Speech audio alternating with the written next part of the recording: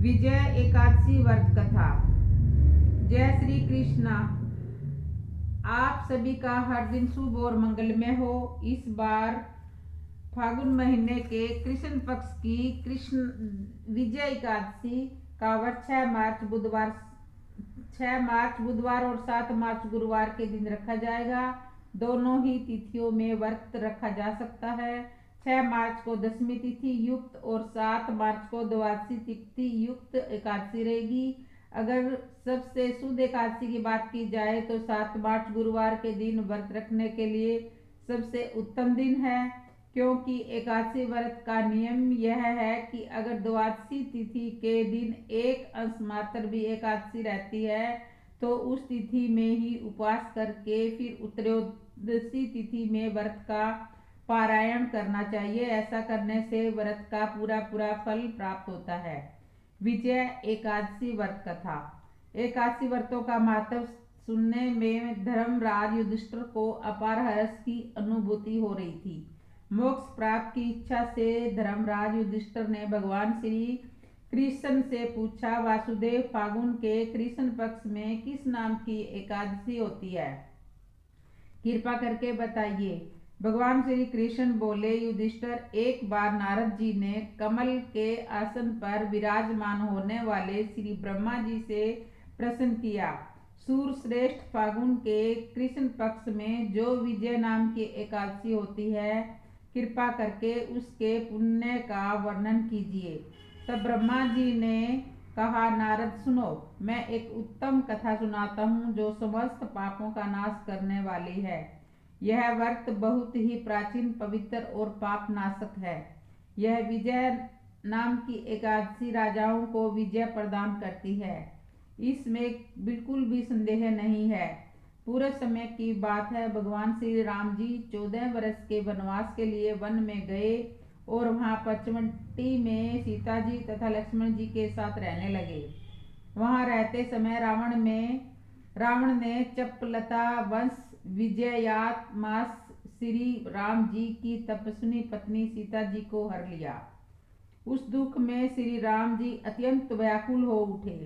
उस समय सीता जी की खोज करते हुए वे वन में घूमने लगे। कुछ दूर जाने पर उन्हें जटायु मिले, जिनकी आयु समाप्त हो चुकी थी। इसके बाद उन्होंने वन के भीतर कसगंध नामक राक्षस का वध किया। फिर सुग्रीव के साथ उनकी मित्रता हुई। इसके बाद श्री राम जी के लिए वानरों की सेना एकत्रित हुई। हनुमान जी ने लंका के उद्यान में जाकर सीता जी का दर्शन किया और उन्हें श्री राम जी की चिन्ह स्वरूप मुद्रिका प्रदान की। यह उन्होंने महान पुरुषार्थ का काम किया था। वहां से लौटकर वे श्री रामचंद्र जी से मिले और लंका का सारा समाचार उनसे बताया। हनुमान जी की बात सुनकर श्री राम जी ने सुग्रीव जी की अनुमति लेकर लंका को प्रस्थान करने का विचार किया और समुद्र के किनारे पहुंचकर उन्होंने लक्ष्मण जी से कहा, सुमित्रा नंदन, किस पुण्य से इस समुद्र को पार किया जा सकता है?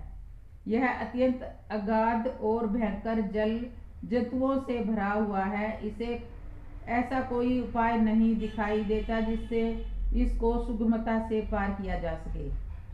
लक्ष्मण जी बोले, महाराज, आप ही आदिदेव और पुराण पुरुषोत्तम हैं। आपसे क्या छुपा है? यहाँ द्वीप के भीतर वक्दालभ्य नामक मुनि रहते हैं। यहाँ से आधे योजन की दूरी पर उनका आश्रम है। भैया उन प्राचीन मुनिवर के पास जाकर उन्हीं से इसका उपाय पूछिए। लक्ष्मण जी यह अत्यंत सुंदर बात सुनकर श्री रामचंद्र जी महामुनि वक्दालभ्य से मिलने के लिए गए। वहां पहुंचकर उन्होंने मस्तक झुकाकर मुनि को प्रणाम किया। मुनि उनको देखते ही पहचान गए कि यह पुराण पुरुषोत्तम श्री राम जी हैं, जो किसी कारणवश मानव शरीर से अवतरित हुए हैं। उनके आने से महर्षि को बड़ी प्रसन्नता हुई। उन्होंने पूछा, श्री राम, आपका यहाँ कैसे आना हुआ? तब श्री राम जी बोले, महर्षि, आपकी कृपा से राक्षसों सहित लंका को जीतने के लिए सेना के साथ मैं समुद्र के किनारे आया हूँ। मुनि श्रेष्ठ, अब जिस प्रकार समुद्र को पार किया जा सके वह उपाय बताइए और मुझ पर कृपा कीजिए। तब वक्दालभ्य मुनि जी ने कहा, श्री राम, फागुन के कृष्ण पक्ष में जो विजय नाम की एकादशी होती है उनका व्रत करने से आपकी विजय निश्चित ही होगी। निश्चय ही आप अपनी वानर सेना के साथ विशाल समुद्र को पार कर लेंगे। राजन, अब इस व्रत की फलदायक विधि भी सुनाइए। दशमी का दिन आने पर एक कलश स्थापित कीजिए। वह सोने, चांदी, तांबे अथवा मिट्टी का भी हो सकता है। उस कलश को जल से भरकर उसमें पल्लव डाल दे। उसके ऊपर भगवान नारायण के सर्वणमयी विग्रह की स्थापना करें। फिर एकादशी के दिन प्रातःकाल स्नान करें। कलश को पुण्य शीतलता पूर्वक स्थापित करें। माला, चंदन, सुपारी तथा फल, नारियल आदि कलश पर चढ़ाएं और धूप, दीप, नवद आदि चढ़ा के कलश को स्थापित करके और फिर आसन बिछाकर बैठ जाइए। विशेष रूप से उसका पूजन करें। कलश के ऊपर सप्त धान्य और जौ रखें। गंध, धूप, दीप और तरह तरह के नैवेद्य से पूजन करें। कलश के सामने बैठकर यह सारा दिन उत्तम तथा कथा वार्ता आदि से के द्वारा बिताए और रात में भी वहां जागरण करें। अखंड व्रत की सिद्धि के लिए घी का दीपक जलाएं।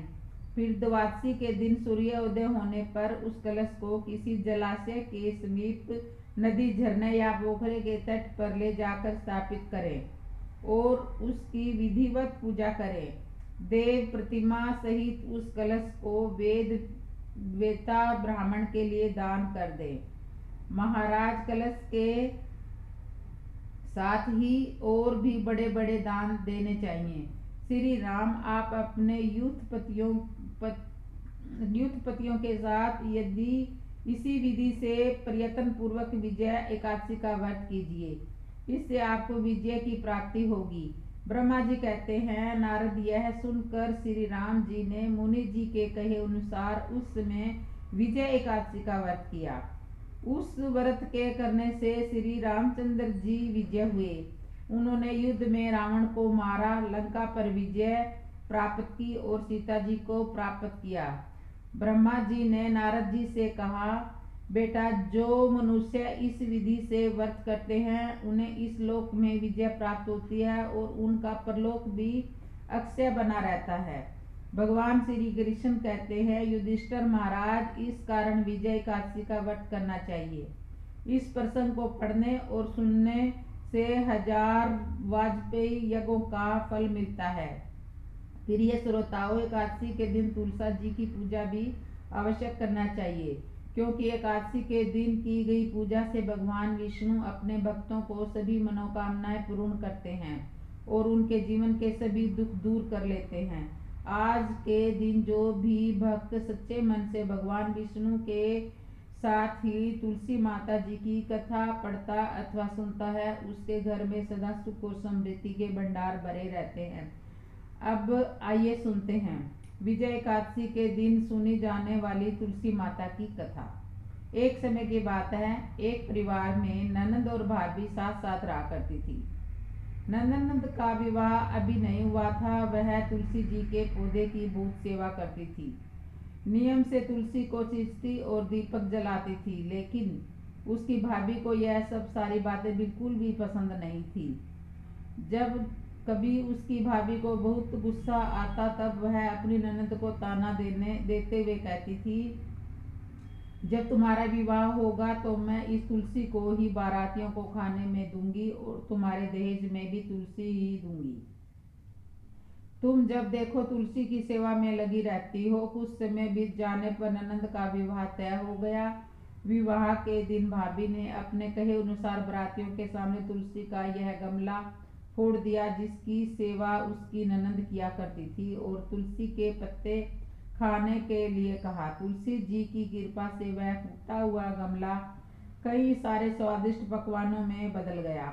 भाभी ने गहनों के नाम पर तुलसी की मजरी से बने हुए गहने अपनी ननद को पहना दिए। देखते ही देखते तुलसी की मजरी से बने हुए गहने भी सुंदर सोने जवरात में बदल गई। इतना ही नहीं, भाभी ने मारे क्रोध के वस्त्रों के स्थान पर तुलसी का जनेऊ रख दिया और वह भी रेशमी और सुंदर वस्त्रों में बदल गया। अब जब ननद अपने ससुराल में पहुंची तो ससुराल में तो उसके दहेज की बहुत प्रशंसा हुई। यह बात भाभी के कानों में भी पहुंची।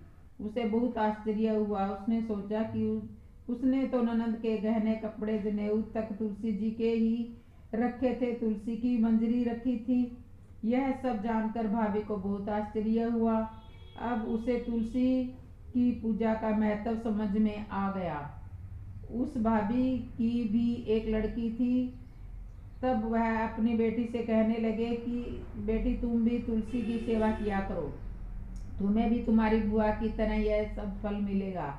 वह जबरदस्ती अपनी बेटी से तुलसी की सेवा करने के लिए कहती रहती, लेकिन लड़की का मन तो तुलसी की सेवा में लगता ही नहीं था। धीरे धीरे समय बीत गया। भाभी की लड़की बड़ी हो गई। अब उसके विवाह का समय आ गया। तब भाभी सोचने लगी कि जैसा व्यवहार मैंने अपनी ननंद के साथ किया था वैसा ही अब मैं अपनी बेटी के साथ करूंगी, तो वह गहनों से लद जाएगी और बरातियों को भी खाने में तरह तरह के पकवान मिलेंगे और ससुराल में भी उसे बहुत मान सम्मान मिलेगा। यही सोचकर भाभी बरातियों के सामने तुलसी का गमला फोड़ देती है, लेकिन इस बार गमले की मिट्टी ही रह जाती है। मंजरी तो पत्ते भी अपने ही रूप में रहते हैं। जनेऊ ने भी अपना रूप नहीं बदला और अब भाभी ने सभी बरातियों को खाने में तुलसी के पत्ते दे दिए। तो यह देखकर सभी लोग और बाराती भी भाभी की बुराई करने लगे। भाभी ने लालच में आकर अपनी बेटी के दहेज में भी तुलसी के पत्ते और मंजरी आदि रख दिए। अब बेटी अपनी ससुराल पहुंची तो वहां पर भी उसकी बहुत बुराई हुई। भाभी गुस्से के मारे कभी भी अपनी ननद को नहीं बुलाती थी। एक दिन भाई ने सोचा कि मेरी पत्नी तो मेरी बहन को नहीं बुलाती, क्यों ना मैं अपनी बहन से मिलकर आऊं। यह सोचकर उसने अपनी पत्नी से कहा और कुछ उपहार अपनी बहन के लिए ले जाने की बात कही। तो भाभी ने थैले में ज्वार भरकर कह दिया कि यह लो और कुछ नहीं है, तुम यही लेकर जाओ। तब भाई बहुत दुखी हुआ, मन में अपनी बहन के पास चला गया। रास्ते में वह सोचता रहा कि कोई भाई भला अपनी बहन के घर ज्वार लेकर कैसे जा सकता है। यही सोचकर वह गौशाला के पास रुक गया और ज्वार का वह थैला उसने एक गाय के सामने पलट दिया। तभी एक ग्वाले ने यह सब देख लिया। तब ग्वाले ने आकर भाई से कहा कि अरे भाई, आपके सामने यह सब हीरे मोती और सोना गाय के आगे क्यों डाल रहे हो, इसे तो घास डालनी होती है। तब भाई ने देखा तो वह हैरान रह गया। फिर भाई ने ग्वाले को सारी बात बताई और धन लेकर खुशी खुशी अपनी बहन के घर चल दिया। दोनों भाई बहन एक दूसरे को देखकर बहुत खुश हुए, प्रसन्न हुए। तब बहन ने तुलसी माता से सच्चे मन से प्रार्थना की कि उसकी भाभी को समृद्धि प्राप्त हो जाए और तुलसी माता की कृपा से उनके घर में सुख और समृद्धि की और धन के भंडार भर जाए। तब कुछ दिनों के बाद देखते ही देखते भाभी का मन बदल गया और वह अपने ननद को बहुत मान सम्मान देने लगी और अब वह भी सच्चे मन से तुलसी जी की सेवा करने लगी। तुलसी माता की कृपा से उसके घर में सुख समृद्धि के भंडार भर गए। उनके घर में अब कलह क्लेश नहीं रहता था और सभी सुख से रहने लगे थे। प्रेम से बोलिए तुलसी माता की जय। जय श्री हरि विष्णु। अगर वीडियो पसंद आई हो तो हमारे चैनल को करना सब्सक्राइब और कमेंट में लिखना लाइव, और कैसे लगी हमारी ये विजय एकादशी व्रत कथा और तुलसी माता की कथा, तो कमेंट में आप जरूर लिख के बताइए और आप भी व्रत कीजिए। और एक बार फिर से बोलो श्री हरि की जय।